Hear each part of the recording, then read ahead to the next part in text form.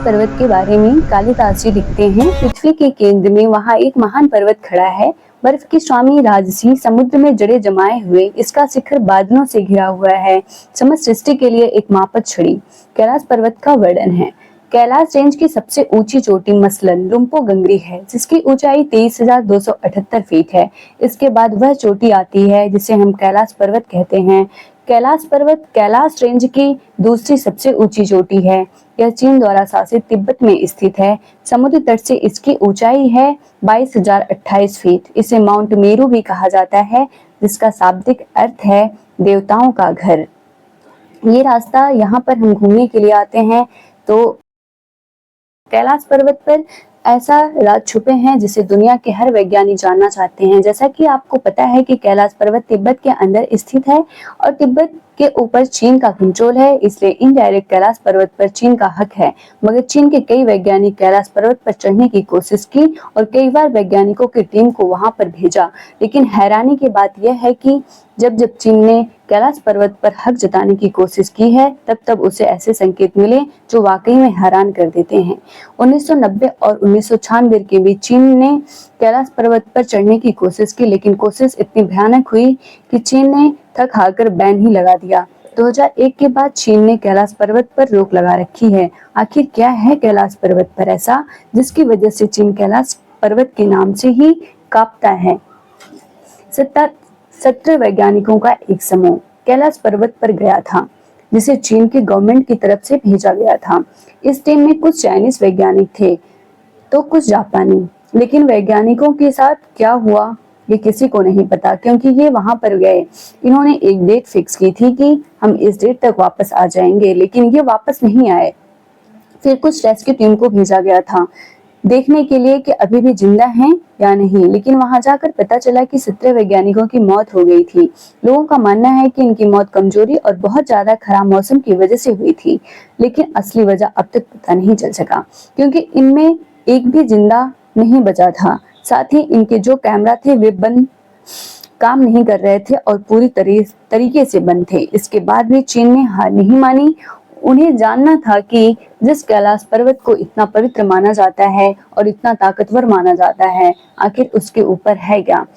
कैलाश की गिनती दुनिया के सबसे कठिन पर्वत श्रृंखलाओं में की जाती है। इस वजह से चढ़ाई के लिए इस स्थान को काफी दुर्गम कहा जाता है। अब तक कोई भी तिब्बत में स्थित कैलाश पर्वत पर चढ़ने में कामयाब नहीं हुआ।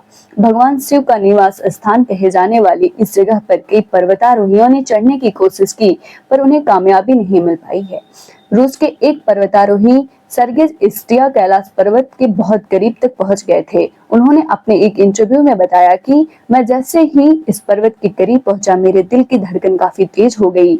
उस दौरान मुझे काफी कमजोरी महसूस हो रही थी। इसे देखते ही मैंने वापस जाने का फैसला लिया। नीचे की तरफ जैसे जैसे बढ़ा, वैसे मेरे सेहत में काफी सुधार होने लगा।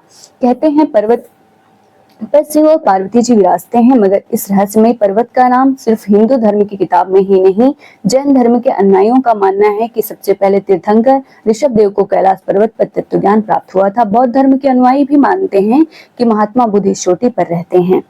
तिब्बत के डाउ अनुयायी इस पर्वत को पूरी दुनिया का आध्यात्मिक केंद्र मानते हैं। डाउ धर्म बौद्ध धर्म से काफी पहले से है।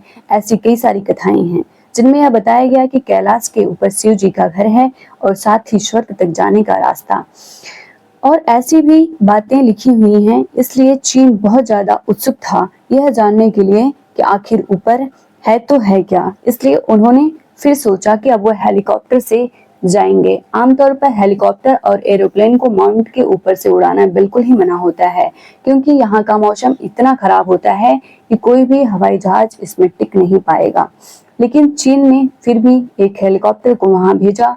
चीन की मीडिया रिपोर्ट के अनुसार जब उन्होंने उड़ान भरी थी तो शुरुआत में काफी खूबसूरत नजारे देखने को मिले थे। उन्हें लग रहा था कि इससे ज्यादा सुंदर व शांत जगह और कोई नहीं है। इनके वैज्ञानिकों का कहना था कि ये सफर ऐसा ही चलता रहा तो किसी बात की चिंता नहीं है, लेकिन उनको ये बात नहीं पता थी कि ये तूफान आने के पहले की शांति है, क्योंकि जिन नजरों का ये मजा ले रहे थे वह मजा चुटकियों में इनके लिए सजा बन गई।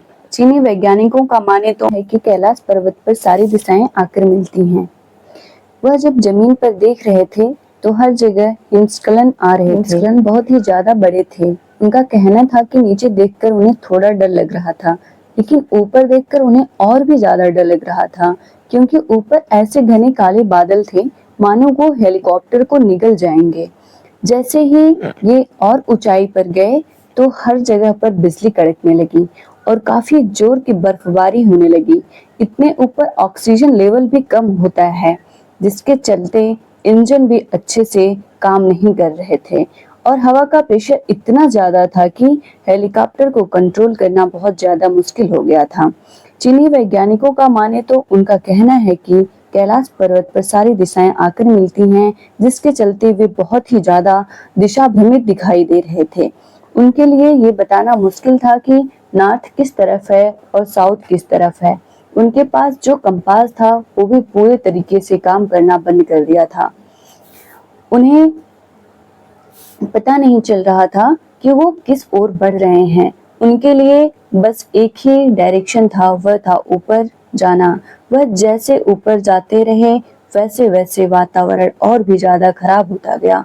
उनका दिल जोर जोर से धड़क रहा था। उनके दिमाग में वापस जाने का ख्याल आ रहे थे और फिर उनके पास कोई और चारा नहीं बचा और उन्हें ये मशीन इन्हें आधे में ही रोकना पड़ा। कैलाश पर्वत पर चढ़ना नामुमकिन माना जाता है। ये हेलीकॉप्टर भी उसके ऊपर नहीं चढ़ पाए। इस हादसे के बाद चीन बहुत डर चुका था।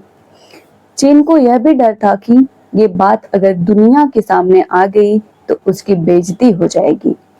उसके बाद चीन ने कैलाश पर्वत की तरफ से अपना मुंह इस कदर मोड़ दिया कि वापस जाने के नाम से ही डरने लगा और इसके बाद उन्होंने कभी भी कैलाश पर्वत पर खुद चढ़ने की कोशिश नहीं की।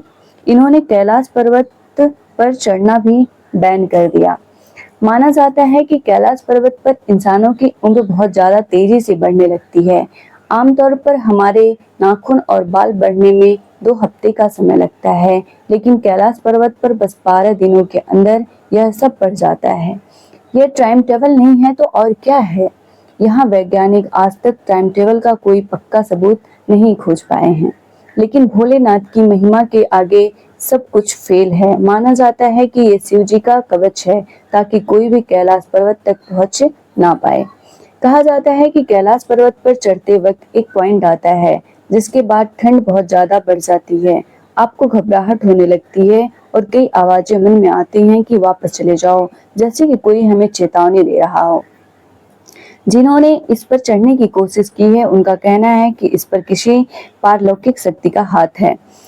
वैसे ये सवाल तो मन में आता ही है, क्या आज तक कैलाश के ऊपर कोई क्यों नहीं चढ़ पाया। देखा जाए तो एक व्यक्ति है जिनका नाम था मेलारेपा। ये एक बौद्ध भिक्षु थे और ये 1128 में कैलाश पर्वत के ऊपर चढ़ गए थे। माना जाता है कि मानव इतिहास के यह इकलौते ऐसे व्यक्ति थे जो यहाँ तक आ सके थे। वैसे नीचे आने के बाद इन्होंने किसी से बात नहीं की थी, जिसके चलते हम यह पता नहीं लगा सकते कि ऊपर है क्या। वैसे लोगों का कहना है कि मेलारेपा पहले से काफी तेजस्वी थे। कैलाश पर्वत के बारे में कई और खास बात है, जैसे कि धरती के उत्तरी ध्रुव और दक्षिणी ध्रुव दोनों के बीचों बीच स्थित हिमालय है। हिमालय का केंद्र है कैलाश पर्वत। वैज्ञानिकों के अनुसार यह धरती का केंद्र है। यह एक ऐसा भी केंद्र है जिसे एक्सिस मुंडी भी कहा जाता है।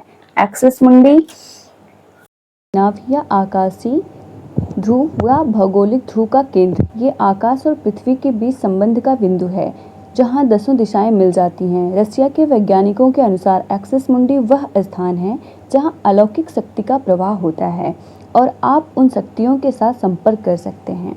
एक रशियन वैज्ञानिक हैं जिनका नाम अंस्ट मुल्दाशेव। इन्होंने अपनी जिंदगी कैलाश पर लगा दी। इन्होंने एक किताब भी लिखी है जो कि पूरी कैलाश पर्वत के ऊपर इनकी थियरी से बनी है। इनका मानना है कि पर्वत के ऊपर कोई बहुत ही बड़ी शक्ति है जिसे इंसान नहीं समझ सकता। इनका कहना है कि अगर आप कैलाश पर्वत पर एक मंथ रुकोगे तो वह आपके 25 साल ले ले। Comment section